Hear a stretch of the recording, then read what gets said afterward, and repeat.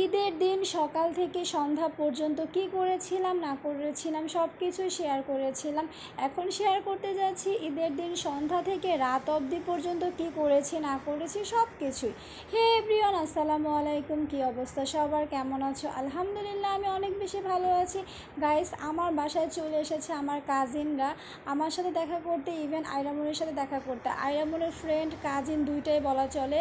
দুইজন এই যে দেখতে পেরে গিয়েছো, আমার ছোট্ট আপু, ও হচ্ছে আইরামুনের ফ্রেন্ড, খুবই বেস্ট ফ্রেন্ড, একজন আরেকজনের জন্য জান বলা চলে। আমার এবার একটু ব্যতিক্রম হয়েছে। আমি সাধারণত ঈদের আগের দিন মানে চাঁদ রাতে হচ্ছে হাতে মেহেদি পরে থাকি, কিন্তু এইবার ঈদে আমি মেহেদি পরি নাই।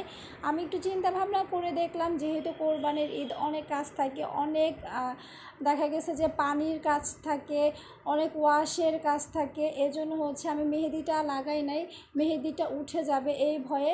তার জন্য হচ্ছে আমি ভেবেছি যে ঈদের দিন লাগাবো, সব কাজটা শেষ করে দেন হাতে মেহেদি পরবো। তো যেই কথা সেই কাজ, আমার কাজিন ও বাসায় এসেছে। আমার কাজিন ও খুব সুন্দর মেহেদি পরাতে পারে, তো ওর কাছ থেকে মেহেদি দিব। এই তো দেখতে পেরে গিয়েছো আমার ছোট্ট আপুটা কি সুন্দর নাচতেছে। ও অনেক সুন্দর নাচতে পারে মাশাল্লাহ। ওর নাচের আর্ট এত সুন্দর তা বলার মতো না। ও গান ছেড়ে হচ্ছে নাচতেছে। ঈদ মানে হচ্ছে আনন্দ আর খুশি। ঈদের দিনে এরকম একটু উড়াধুরা নাচানাচি না করলে একদমই জমে না, ঠিক না? তো এই দিকে হচ্ছে আইরামণি মানে বসে আছে ঠিকই, ওকে মনে হয় জোর করে বসিয়ে রাখা হয়েছে এরকমটা মনে হইতেছে ওর এক্সপ্রেশন দেখে।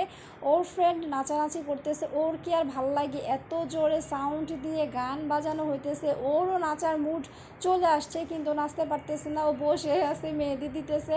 তো এদিকে হচ্ছে আমি ফ্রেশ হয়ে নিয়েছি, আমি মানে গোসল টোসল করে আবার একটু ফ্রেশ হয়ে নিয়েছি, কারণ একেবারে ঘেমে চেমে খুব খারাপ অবস্থা হয়ে গিয়েছিল। দেন ফ্রেশ হয়ে আমি বসে গিয়েছি মেহেদি দেওয়ার জন্য।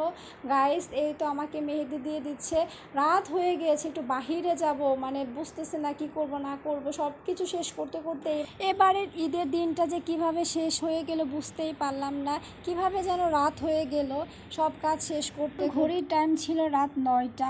ও যেভাবে মেহেদি দেওয়া শুরু করে দিয়েছিল, মানে যে ডিজাইন শুরু করে দিয়েছিল, আমি বলতেছি যে আজকে তো রাত পার হয়ে ভোর হয়ে যাবে, একদম হালকার উপরে ঝাপসা কিছু করে দাও, এত ডিজাইনের দরকার নাই, খুবই সিম্পলভাবে শেষ করে দাও। এদিকে আবার হচ্ছে মামি ফোন দিচ্ছিল যে ওদেরকে পাঠিয়ে দেওয়ার জন্য বাসায়। আবার আমরা যেহেতু একটু বাহিরে যাব প্ল্যান করেছিলাম, তাই জন্য আবার 2 হাত যেহেতু দেব, এজন্য ওরে বলছে একদম তাড়াতাড়ি করে কিছু একটা করে দাও। ও তাই করেছে। দেন আমরা একটুখানি রেডি হয়ে বের হয়ে গিয়েছে বাহিরে। এই যে আমি মেহেদি দিয়েছি ওটাই সবাইকে দেখাইতেছিলাম। রাত কিন্তু এখন অনেক বেজে গিয়েছিল, যেহেতু আমাদের বাহিরে বের হতে অনেকটা লেট হয়ে গিয়েছিল, তাই জন্য আইরামণি আর তার ক্লোজ ফ্রেন্ড আমার ছোট্ট আপুটা, দুইজনে যখন একসাথে হয় ওদের আর দিন দুনিয়ার কথা কোনো কিছুই মনে থাকে না। দুইজনে একসাথে হতে পারলেই ওরা যেন অনেক বেশি খুশি থাকে। এখানে আবার আইরামণির কয়েকটা ফ্রেন্ডের সাথে দেখা হয়ে গিয়েছিল, ও আবার তাদের সাথে অনেকটা সময় কাটিয়েছিল, খেলা করল। ঈদটা যেভাবে যাক না কেন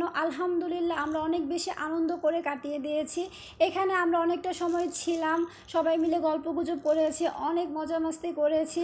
আমরা কিন্তু কোনো প্ল্যানিং করে ড্রেস ম্যাচিং করি নাই, কিন্তু আনফর্চুনেটলি আইরামনির সাথে আমার ড্রেসটা ম্যাচিং হয়ে গিয়েছে।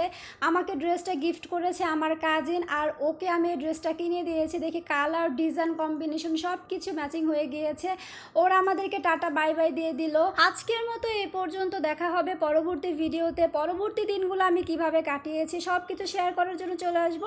ততক্ষণ পর্যন্ত ভালো থেকো, আল্লাহ হাফেজ।